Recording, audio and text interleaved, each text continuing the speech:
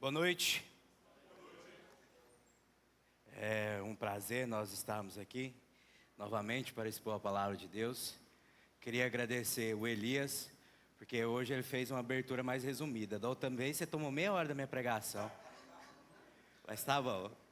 Valeu, obrigado. Dessa vez você me ajudou. Rapaz, outra coisa que eu queria falar com vocês é que antigamente subir aqui era mais fácil, né? Agora parece que quando eu chego, a barriga chega primeiro, tá meio pesado subir aqui em cima. Eu já chego, parece que sem ar.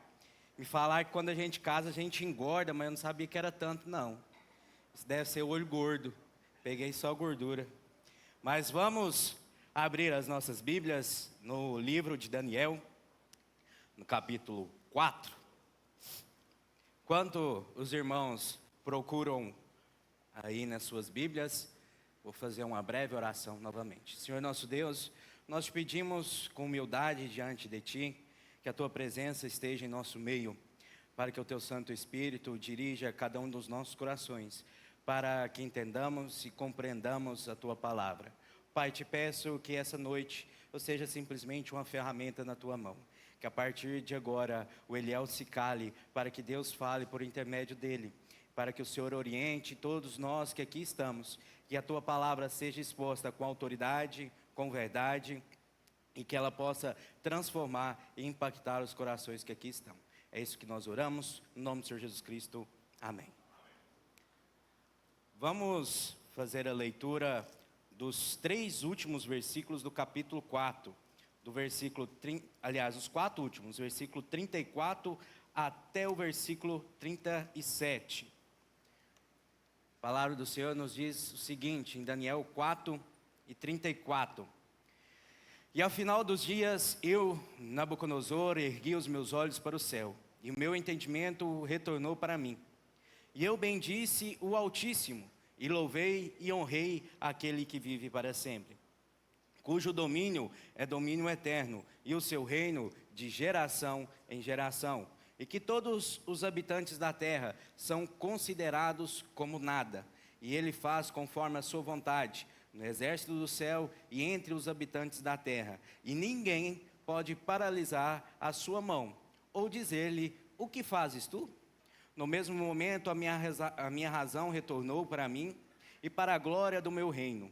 Minha honra e o meu brilho retornaram para mim, e meus conselheiros e meus senhores buscaram-me, e eu fui estabelecido no meu reino, e a mim foi acrescentada uma excelente majestade. Agora eu, Nabucodonosor, louvo, exalto e honro o Rei do céu, cujo todas as obras são verdade, os seus caminhos juízos, e aqueles que caminham em orgulho, ele é capaz de humilhar. Hoje nós vivemos numa geração que nós gostamos muito da questão de se tornar conhecido, de ser visto, de ser notado. Hoje nós vivemos uma sociedade que mendiga likes, compartilhamentos nas redes sociais. Nós vivemos numa sociedade que gosta de aparecer, de ser a peça central desse mundo, que gosta de chamar atenção, que gosta de ser paparicada, de ser mimada. Por isso nós temos uma geração fraca, uma geração ao ponto de ser tão mimada que ela não consegue ouvir o não. Ela acha que ela tem a razão de tudo, ela acha que sabe tudo, ela acha que já viveu tudo, ela acha que tem o controle de tudo e ela se acha superior aos demais. Nós vemos uma sociedade que expõe a sua privacidade para que outras pessoas acabem notando a sua vida, compartilhem, curtam as suas vidas expostas ali na rede social. Quantos de nós, muitas das vezes, temos expostos os nossos próprios filhos nas redes sociais, trazendo perigo, porque nós vemos grandemente aumentando nos últimos dias a questão do tráfico infantil, pedofilia infantil, e a exposição dessas crianças nada mais traz do que essas pessoas querendo simplesmente olhar a foto dessas crianças. E nós, como pais, muitas das vezes, nos colocamos à exposição nossos filhos para conseguir likes, para conseguir curtidas, para expor muitas das vezes uma vida a qual não é real. Nós vivemos uma vida totalmente diferente nas redes sociais. Uma vida que nós expomos o que nós vivemos de melhor e muitas das vezes nós mascaramos para que aquilo se torne o melhor. É muito fácil, nós vemos hoje em dia pessoas expondo o seu próprio corpo para ganhar likes, curtidas, status, seguidores, para ficar conhecida, para ser chamada para fazer publicidade, para estampar uma capa de revista, para ser reconhecida pelos demais, para ser considerada pelos demais. Quantas pessoas vivem vidas infelizes para se encaixar numa sociedade, para ser notada, para ser conhecida, para ser bem vista, bem quista. Isso é o maior pecado que gera todos os outros, que é a soberba. Nós somos uma geração soberba. Nós achamos que somos realmente tudo e na verdade nós somos nada. Nós achamos que temos todas as coisas nas nossas mãos, mas na verdade nós não temos. Nós queremos nos expor, nos mostrar para sermos reconhecidos pelos humanos, mas esquecemos de ser reconhecidos por Deus. Quantos de nós têm vivido vidas falsas nas redes sociais para conseguir justamente essa aprovação mundana? Nós temos muitas vezes nos endividado simplesmente para poder ostentar. Talvez eu tenha a condição de ter um A50, um Nokia tijolão, mas aí eu vou lá, vejo uma pessoa com iPhone 15, eu quero ter o 16. Eu vejo a pessoa com 16, eu quero ter o 17.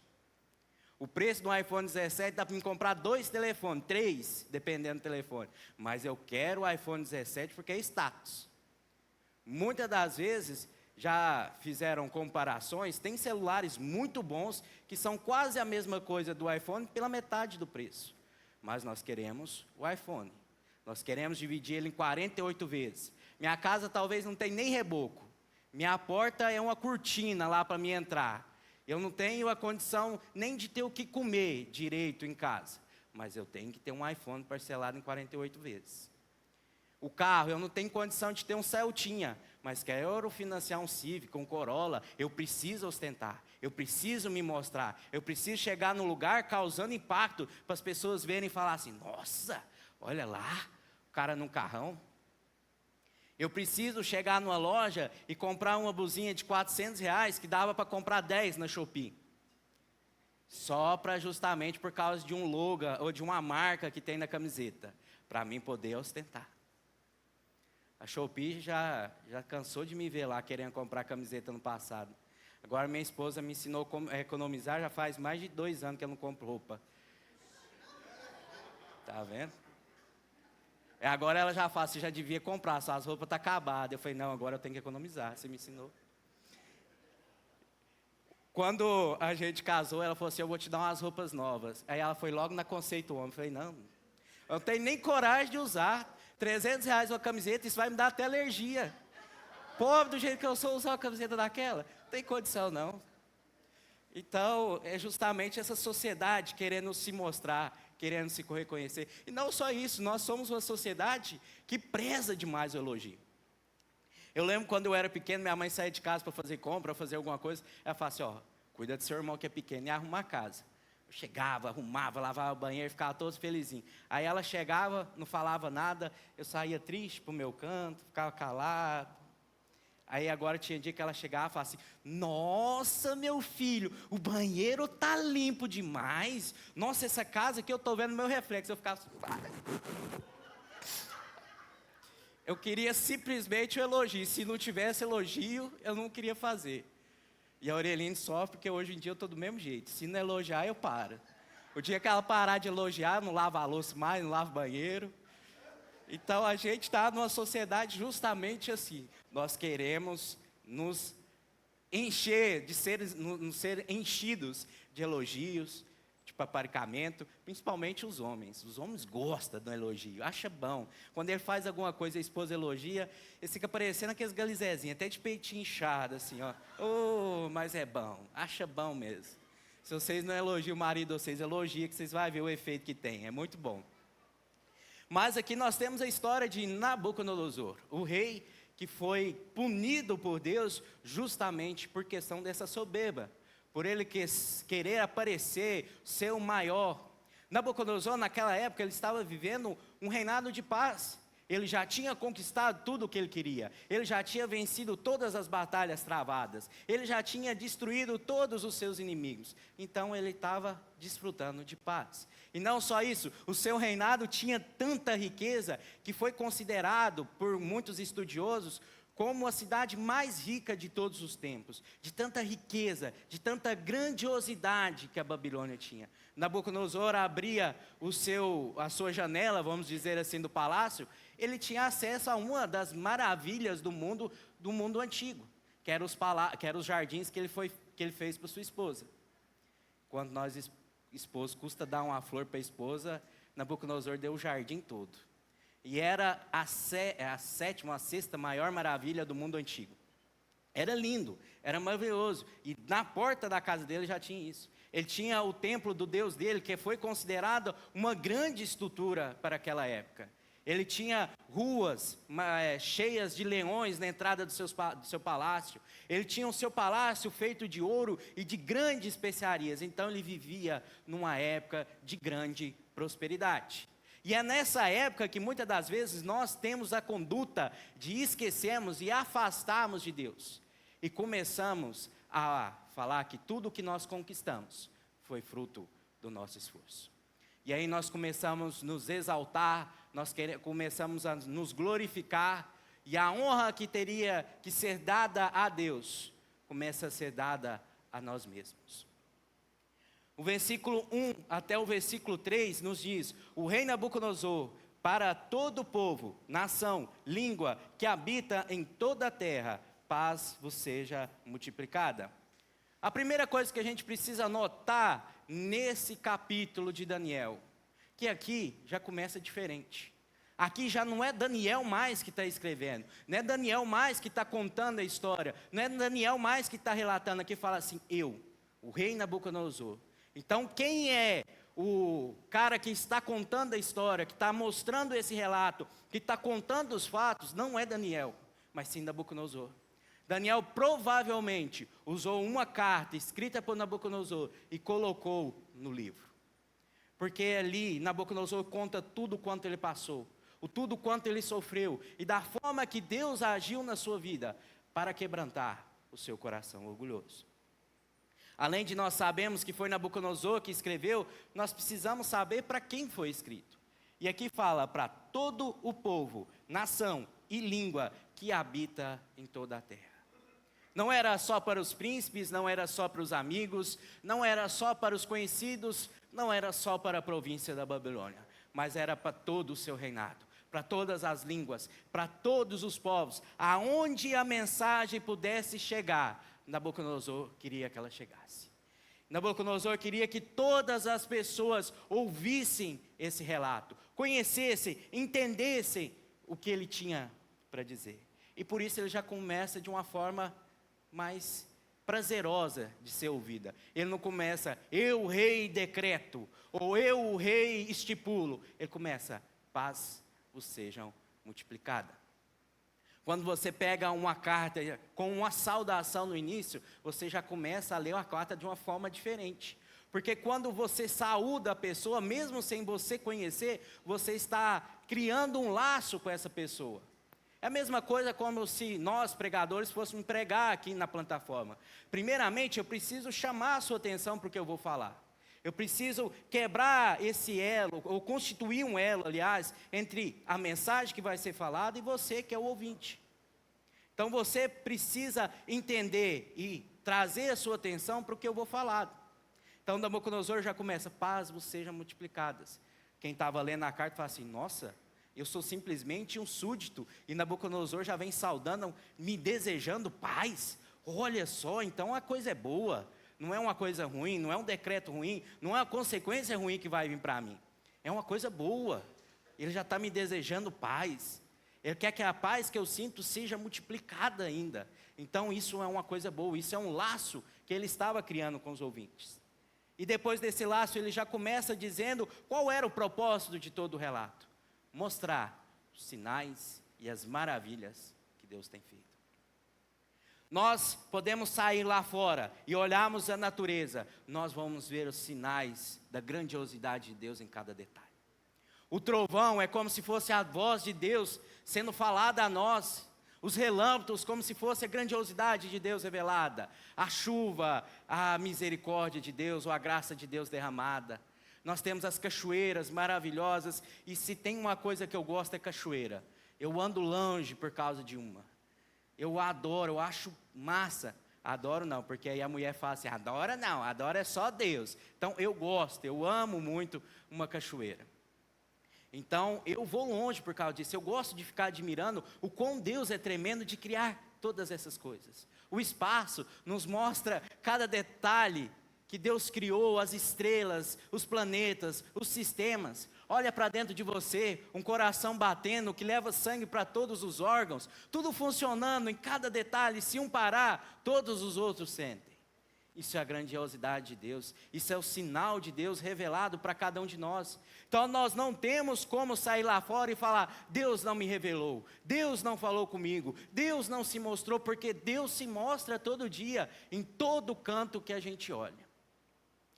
Não só isso, as maravilhas de Deus, o quão Deus é poderoso, agindo em nossas vidas. O simples fato de eu estar aqui presente hoje, é porque tem oxigênio nos meus pulmões, eu consigo andar, eu consigo falar, eu consigo ver. Isso tudo é as maravilhas de Deus agindo na minha vida, que muitas das vezes passa despercebida. Quantas vezes nós temos o alimento em nossas mesas, e nós não somos gratos por aquilo. Nós queremos dizer que aquilo foi fruto do nosso salário, mas se não fosse Deus que te desse a saúde para trabalhar, você acha que aquele alimento estaria na sua mesa?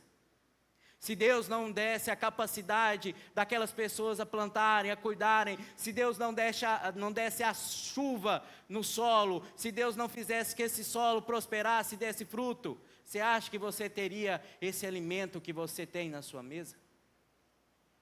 As maravilhas de Deus são grandiosas, Deus é tão poderoso, Deus é tão maravilhoso, Deus é tão tremendo que Ele excede todos os nossos conhecimentos. A minha mente, finita por causa do pecado, não consegue entender o quão grande é o meu Deus. O quão grande é o Deus que eu sirvo, o quão maravilhoso Ele é, o quão poderoso Ele é.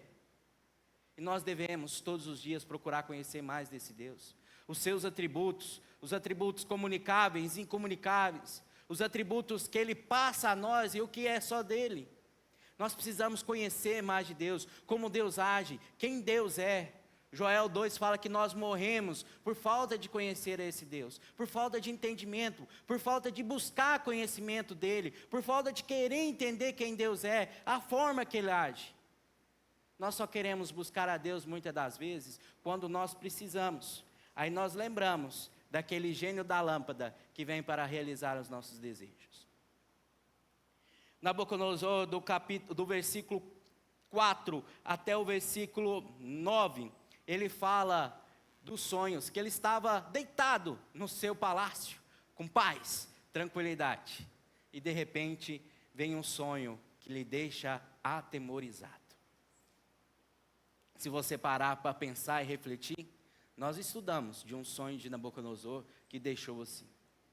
Capítulo 2 de Daniel fala que Nabucodonosor estava deitado na sua cama e teve um sonho que justamente o deixou apavorado. E novamente ele estava ali, apavorado, trêmulo, por causa de um sonho que ele teve. Só que Nabucodonosor, em vez de aprender e falar assim, não, quando eu tive o sonho em Daniel 2, ou seja, há uns 10, 19, 20 anos atrás, Daniel foi que trouxe a interpretação usado pelo Deus Altíssimo. Então eu não vou mais perder tempo buscando a interpretação dos meus magos, porque eu sei que deu errado da primeira vez. Só que ele insistiu no erro. Ele foi novamente buscar os mesmos magos que não deu conta de interpretar o sonho anterior para tentar interpretar o próximo. Só que novamente deu errado. E nós, muitas das vezes, nós confiamos na força, na sabedoria, na inteligência, na capacidade dos homens. E esquecemos de buscar quem realmente tem o poder para fazer as coisas. Nós confiamos nos médicos que podem curar, mas nós não confiamos no Deus que nós declaramos no cântico, que tem o poder da cura. Nós confiamos nos políticos, nos prefeitos, governadores, senadores. Se eu eleger esse cara, eu tenho certeza que as coisas vão mudar. Mas esquece que quem é o Rei dos Reis não são eles. Quem tem o reino eterno não são eles, mas é Deus. Quem está no controle de todas as coisas não são eles, mas é simplesmente Deus. Mas no versículo 8 ele fala que ele vê Daniel passando e fala: Daniel, interpreta meu sonho. E no versículo 10 ele começa a contar e a relatar todo o sonho que ele teve. Eu estou pregando, estou esquecendo de pular os slides. Mas no versículo 10 ele fala: e assim foram as visões da minha cabeça em minha cama. Eu olhei e observei uma árvore no meio da terra, e a sua altura era grande. A árvore cresceu, ficou forte, e a sua altura alcançou o céu. E podia ser vista até nos confins de toda a terra. As suas folhas eram belas, e o seu fruto abundante, e nela havia alimento para todos. Os animais do campo tinham sombra sobre ela, e as aves do céu habitavam nos seus galhos, e toda a carne se alimentava dela. Eu vi nas visões da minha cabeça sobre a minha cama, e eis que um vigia e um santo desceram do céu. Ele clamou alto e disse: ponde a árvore abaixo, e cortai os seus ramos, sacudi as vossas folhas, e espalhai o seu fruto, fujam os animais de debaixo dela, e as aves dos seus ramos. Porém, deixai o toco das suas raízes na terra, e até com um grilhão de ferro e bronze na tenra grama do campo. E se umedeça com o orvalho do céu, e esteja a sua porção com os animais na grama da terra. Mude-se o seu coração de homem, seja-lhe dado o coração de um animal, e 7 tempos passem sobre ele. Este assunto é pelo decreto dos vigias, e ordem pela palavra dos santos, para propósito de que os viventes possam saber que o Altíssimo governa no reino dos homens, e o dá a quem ele escolher, e estabelece sobre ele o mais simples dos homens. Esse era o sonho de Nabucodonosor, uma árvore grandiosa no centro da terra, poderosa, que todos os animais se escondiam debaixo da sua sombra. Ele poderia estar pensando, quem sabe, num pezão de abacate, aquele pezão grande, bonito, com aqueles frutos que você olha assim para cima e fala assim: que delícia, imagina uma vitamina, com uma chocolatada, um leite ninho, uma canela e um açúcar, vai ficar bom demais essa vitamina de abacate. Podia estar pensando, quem sabe, no pé de uma jaca, que dá uma sombra maravilhosa, e tem uns frutos que muitos gostam, outros não. Poderia estar pensando num pé de manga, nessa época, as mangas florescendo, aquela sombra maravilhosa, cheio de galhos, onde os passarinhos fazem seus ninhos, onde os animais, debaixo de suas sombras, conseguem encontrar descanso do sol quente, e não só isso, o alimento das mangas que caem do seu pé. Poderia ser qualquer árvore, mas essa árvore era grande, era maior do que todas as outras. E ela estava numa posição de destaque.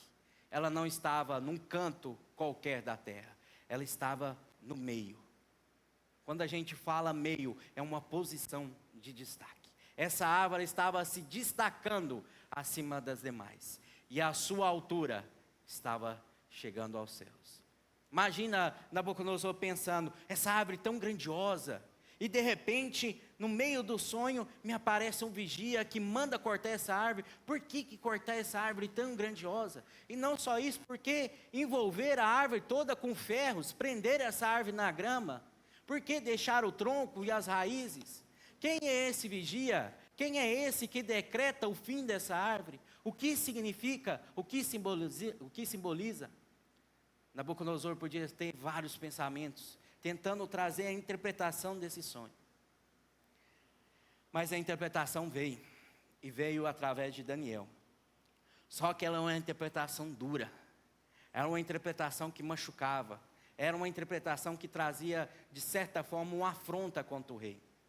E o rei era conhecido por ser uma pessoa que não gostava de ser contrariada. Ele era igual mulher na fase da TPM. Se ela falou que pedra dá leite, tem que dar. Então você não questiona.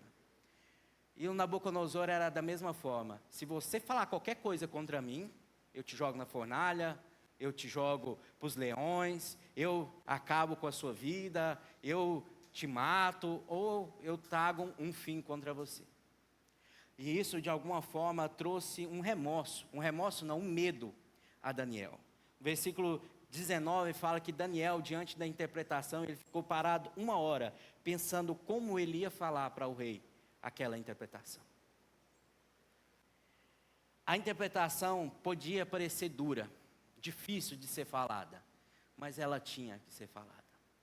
O Evangelho de Deus, a palavra de Deus, muitas das vezes ela pode parecer dura. O que eu falo muitas das vezes aqui em cima, ou que os outros irmãos que trazem a mensagem falam, pode parecer dura ao seu coração. O Evangelho pode trazer um remorso muito grande no seu coração, a fazer o seu coração doer. O Evangelho pode te fazer chorar, pode te machucar por dentro ao ponto de você se humilhar diante dele, pode fazer você dobrar os seus joelhos diante dele, pode fazer você se sentir ofendido talvez. Mas o Evangelho, ele precisa ser pregado.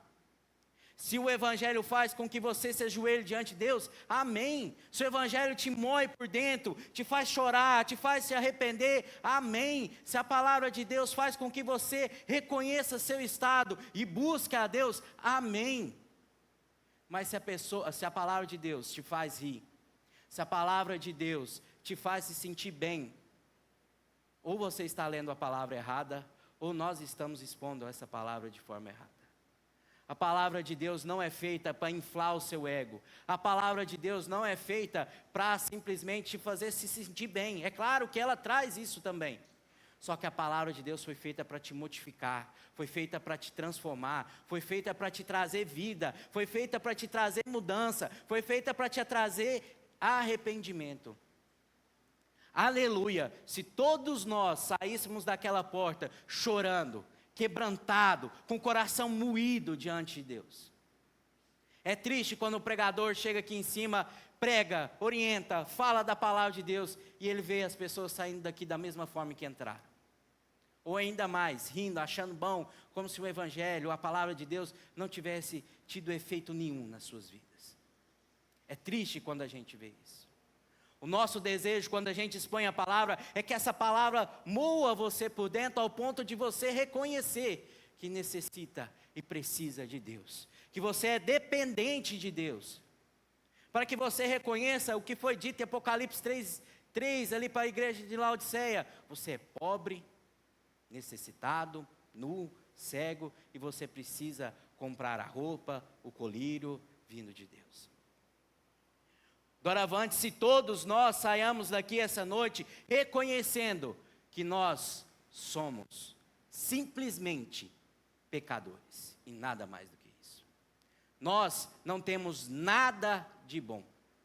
E todas as atitudes que você acha boa, que você diz, nossa, essa atitude eu fiz algo bom para as pessoas.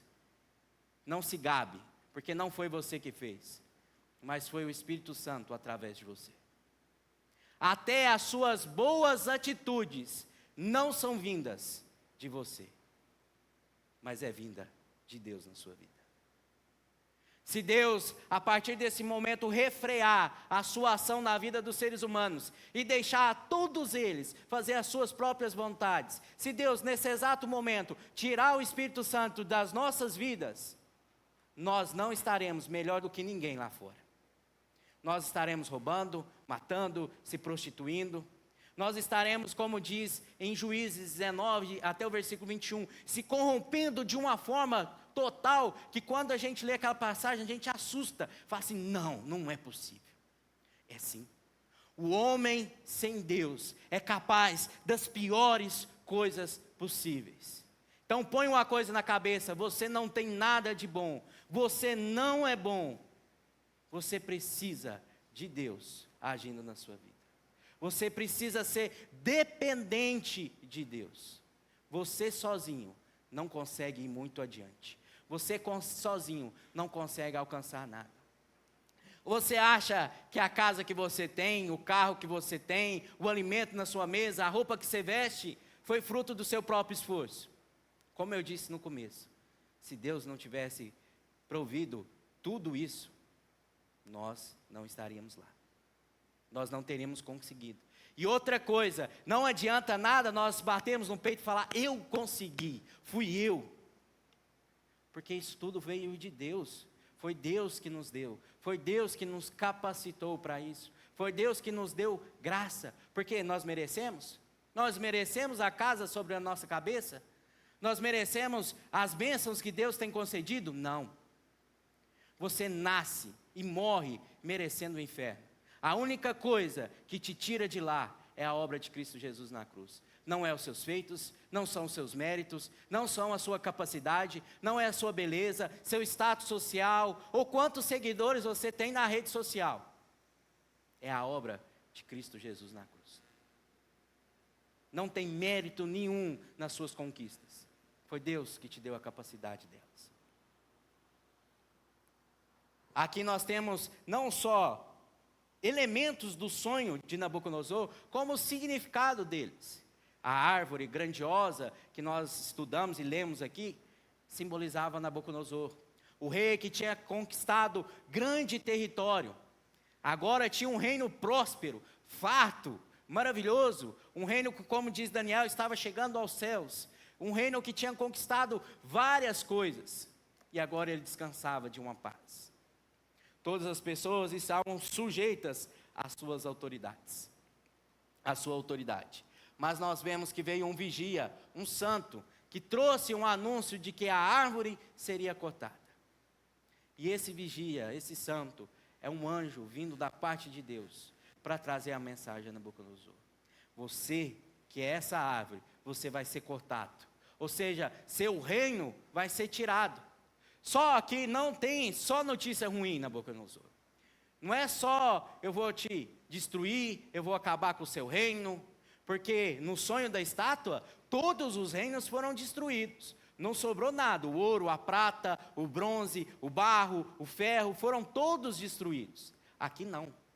A árvore foi deixada o tronco, e o tronco com raízes. Você sabe que se você deixar um tronco com raízes perto de uma água ou de um local que vai ter como essas raízes buscarem alimento e buscarem água ou nutrientes para ela, ela vai florescer novamente. Então Nabucodonosor tinha a possibilidade de ter novamente esse reino restituído a ele. Nabucodonosor, seu reino vai ser tirado, mas vai ser restituído. Seu coração vai ser colocado como coração de animal. Por que coração de animal? Nabucodonosor, você não vai ser mais um homem normal. Você vai ter uma doença que se chama licontropia. É quando o ser humano tem um problema psicológico tão grande que ele não tem nada, mas ele se acha como animal. Ele começa a achar que está crescendo unhas, que o corpo está começando a se parecer com o animal. Ele começa a desejar as coisas de animal.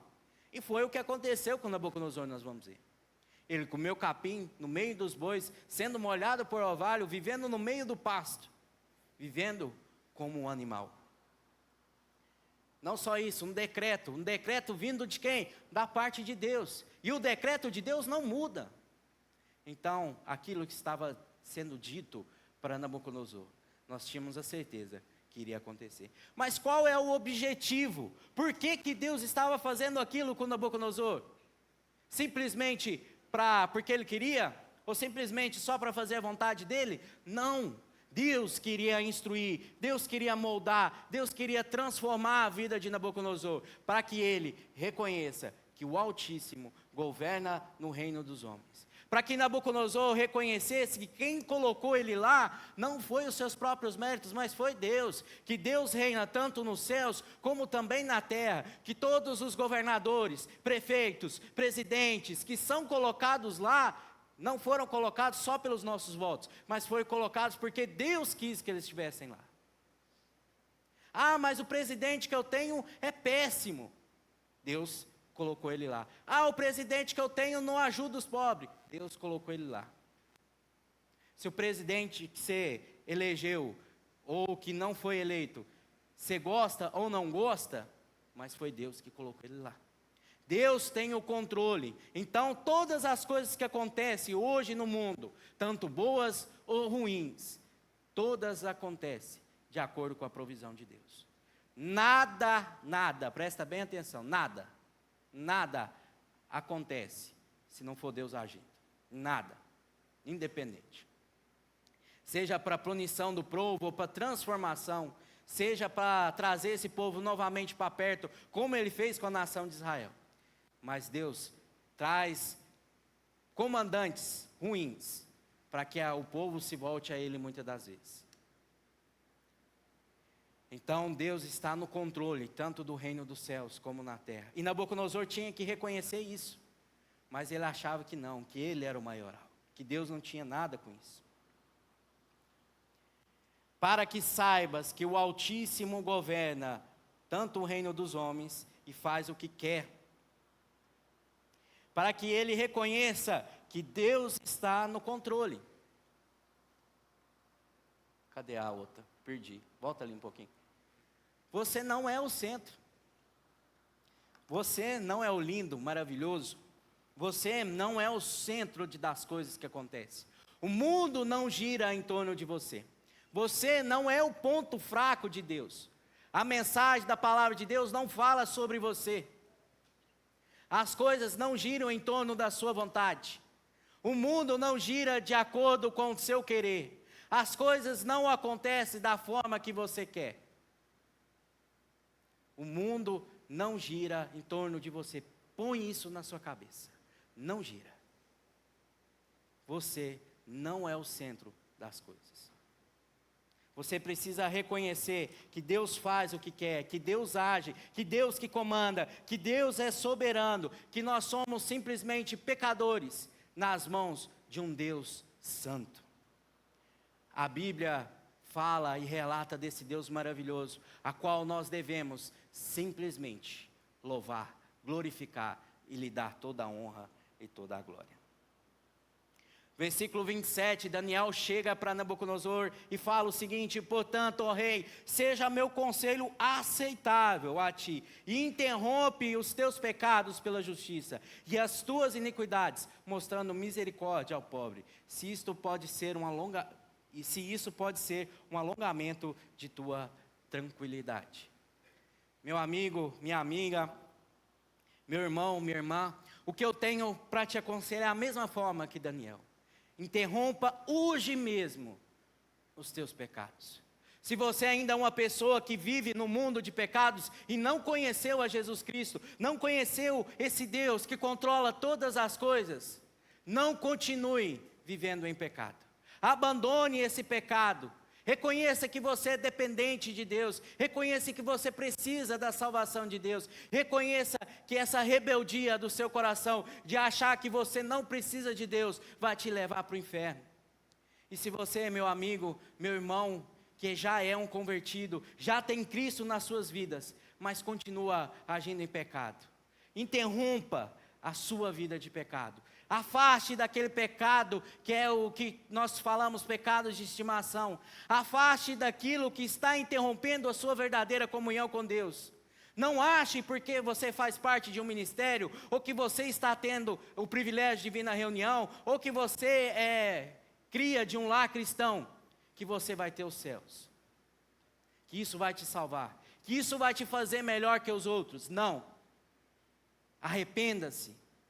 O meu conselho é o mesmo de Pedro em Atos: arrependa-se. Hoje é o dia de arrependimento. Hoje é o dia de sair daqui com o coração quebrantado. Hoje é o dia de sair com lágrimas nos olhos. Hoje é o dia de transformação. Hoje é o dia de renovo. Hoje é o dia de mudança de vida. Chega de continuar na mesma vida de sempre. Chega de continuar nos mesmos pecados. Chega de continuar agindo da mesma forma.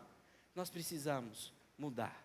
Nós precisamos agir, descruzar os braços e realmente não só falar, estufar o peito falando que é cristão, mas vivenciar isso todos os dias.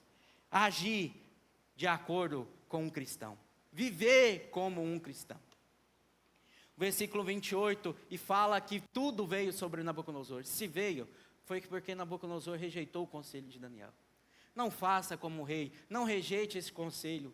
Não saia daqui sem atentar a este conselho. Isso pode transformar e mudar a sua vida.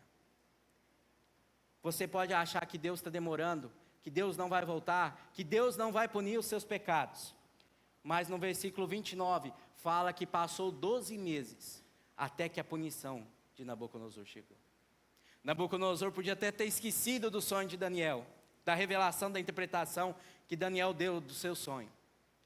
Tranquilo ali no seu palácio. Versículo 30 fala que ele estava tranquilo.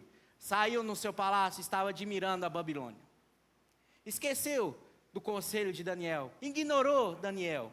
E ali ele pôde falar as seguintes palavras: não é essa a grande Babilônia que eu construí, para ser a casa do reino pela força do meu poder, e para a honra da minha majestade? Ele acreditou tudo a ele. Eu construí, eu que fiz. Quem Deus acha que é para que eu dê glória a Ele? Fui eu que fiz, eu que lutei as batalhas, eu que investi nessa Babilônia, eu que construí esses jardins, eu que edifiquei esse palácio, foi o meu braço, a minha força, fui eu que fiz. Não só isso, ele foi soberbo ao ponto de achar que o poder vinha dele, pela força do meu poder. É eu que sou poderoso, não é Deus. E não só isso, ele quis ser o centro de toda a adoração, para a honra da minha majestade. Meus amigos, meus irmãos, quantas vezes em nossas vidas a honra que deveria ser dada a Deus tem sido dada para tantas outras coisas, ou a glória que deveria ser dada a Deus tem sido dada para tantas outras coisas. Quando você levanta de manhã cedo, reveste seu traje de santidade e diz: hoje eu vou tirar 10 minutos do meu tempo para Deus. Isso é uma atitude de soberba, porque você está dando, como se você estivesse: ó, Deus, eu tenho 24 horas, mas estou te dando 10 minutos, se contente com isso. Quantas vezes nós estamos fazendo com que a soberba tome conta do nosso coração? Para que eu preciso ir para a igreja? Eu não preciso dos irmãos, eu não preciso da palavra, eu não preciso dos louvores, eu não preciso ler a Bíblia. Eu posso ser crente na minha própria casa, dentro do meu próprio quarto. Isso é soberba. A soberba é o principal pecado que emana todos os demais. A partir do momento que você tem soberba, você começa a adquirir o combo. Aí vem mentira, vem ganância, vem luxúria, vem idolatria, vem todas as outras coisas. Tirou Deus do centro, nunca reconheceu os feitos de Deus, quis ser independente de Deus, não louvou a Deus e não foi grato. Versículo 31 e 32, enquanto a palavra estava na boca do rei, caiu a voz do céu dizendo: ó rei Nabucodonosor, a ti se fala, o reino apartou-se de ti, e eles irão tirar-te de dentro dos homens, e a tua habitação será com os animais do campo, e eles te farão comer gramas como os bois, e 7 tempos passarão sobre ti, até que tu saibas que o Altíssimo governa no reino dos homens, e o dá a quem ele quer.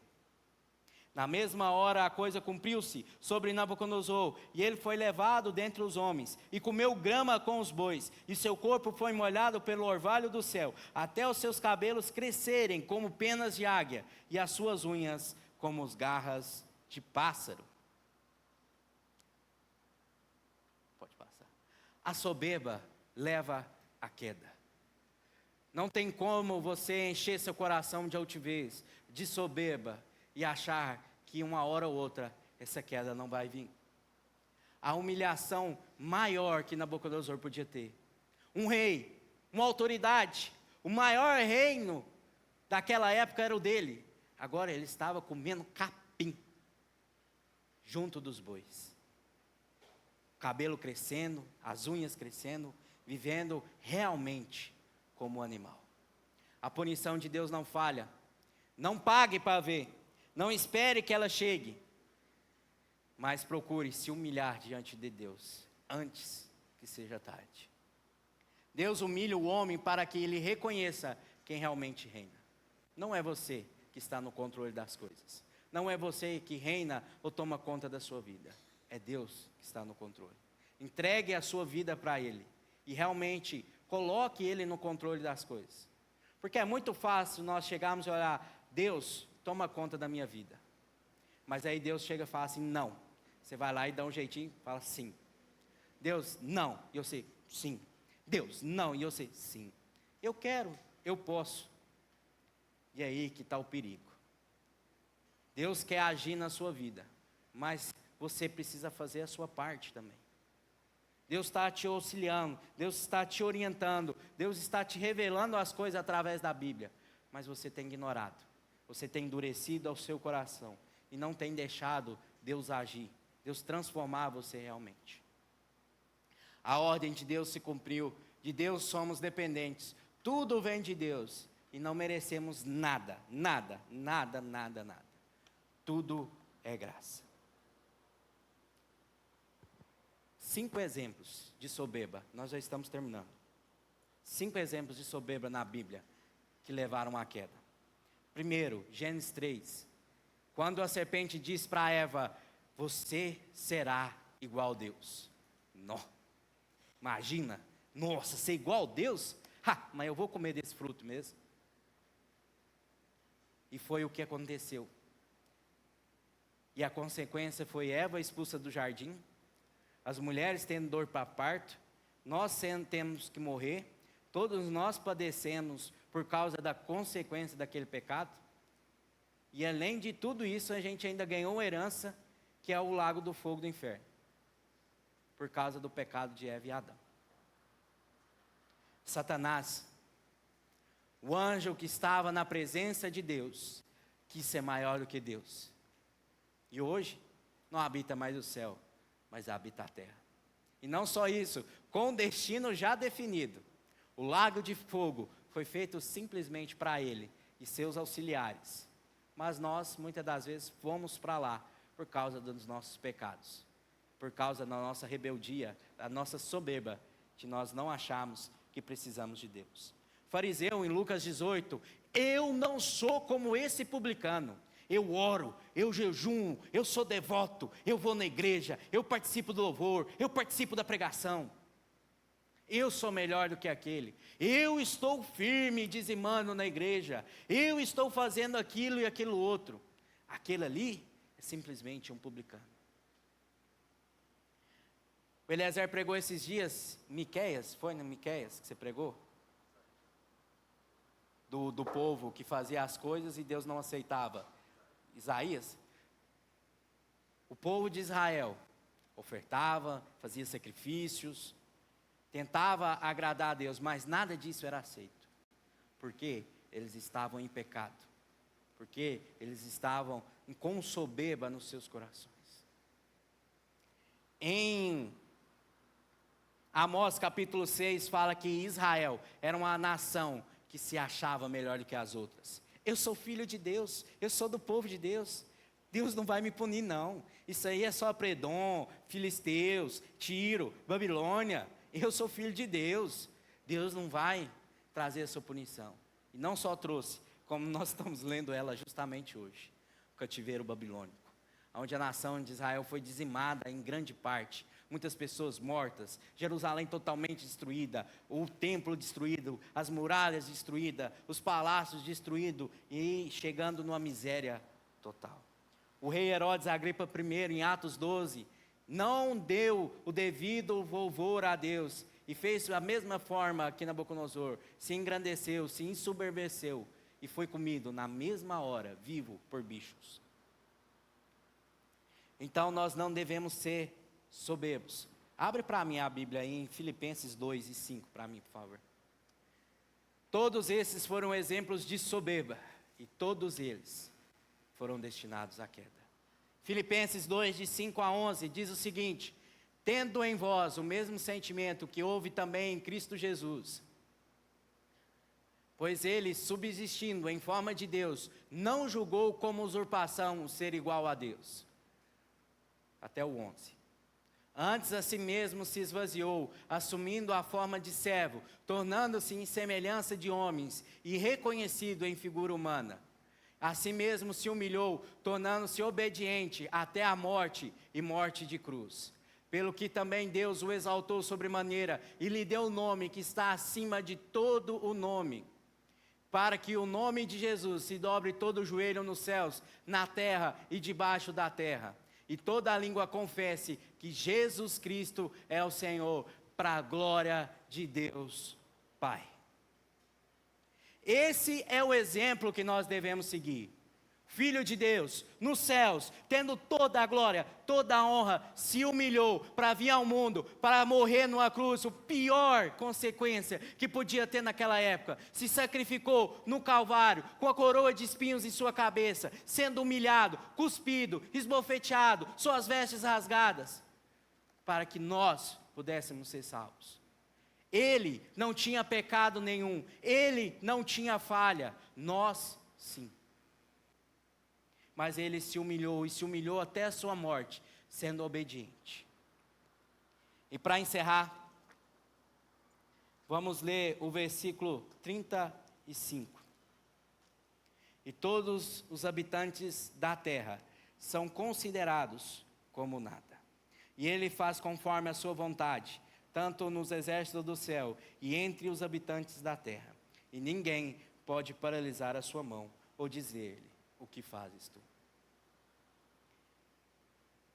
Se tiver uma coisa que eu quero que você saia daqui hoje, você vai provavelmente esquecer 95% do que eu falei, mas decora esse versículo, leva ele para você. Você é nada. Deus faz a sua vontade, tanto no céu como na terra. Ninguém tem a capacidade de paralisar a sua ação. E ninguém pode chegar para ele e falar: o que fazes tu? Queria deixar só umas perguntinhas para a nossa reflexão. Tenho dificuldade em reconhecer os meus erros? Se eu tenho, eu preciso saber que eu sou pecador. Eu erro, eu falho, eu preciso pedir perdão, tanto aos outros como também a Deus. Eu tenho sido grato pelo que Deus me deu. Eu tenho reconhecido que Deus é quem me dá tudo o que eu tenho. Quem tem sido o centro da minha vida? A minha carne ou Deus? Quem toma as minhas decisões? A minha carne ou o Espírito Santo que me guia? Quem rege todo o meu ser? O Espírito Santo ou a carne? De quem tem sido a glória em minha vida? Em que áreas eu tenho buscado a glória? Em que áreas eu busco ser notado? Em que áreas eu tenho buscado ser engrandecido? Em que áreas eu busco a honra e a glória que deveria ser dado a Deus? Tudo o que eu faço para agradar a Deus ou para agradar os homens? A soberba me leva à ruína e me afasta de Deus, mas a humildade me leva até Ele. Abaixe suas cabeças. Senhor nosso Deus, bondoso Pai, que hoje nossos corações se humilhem diante da Tua glória. Que o Teu poder seja revelado em nossas vidas. Que nós possamos, ó Pai, agir com humildade todos os dias. Mas nós sabemos que essa humildade não provém de nós, mas é fruto do Teu Santo Espírito agindo em nossas vidas. Por isso nós te pedimos, ó Pai, nós te imploramos, ó Pai, Teu Santo Espírito haja em nossos corações. Nos faça a cada dia buscarmos essa humildade, buscarmos a reconhecer de quem é toda a glória, de quem é toda a honra, e que nós venhamos reconhecer que nós diante de Ti, nós somos nada, somos dependentes do Senhor em tudo, ó Pai. Que nós tenhamos essa convicção em nossas vidas, e que isso nos faça cada dia mais nos aproximar do Senhor, e cada dia mais procurarmos a ação de Deus em nossas vidas, porque sozinhos nós não conseguimos, sozinhos nós não temos forças, nós precisamos, nós necessitamos de Ti. Por isso habite em nossos corações e transforme as nossas vidas, em nome de Jesus, amém.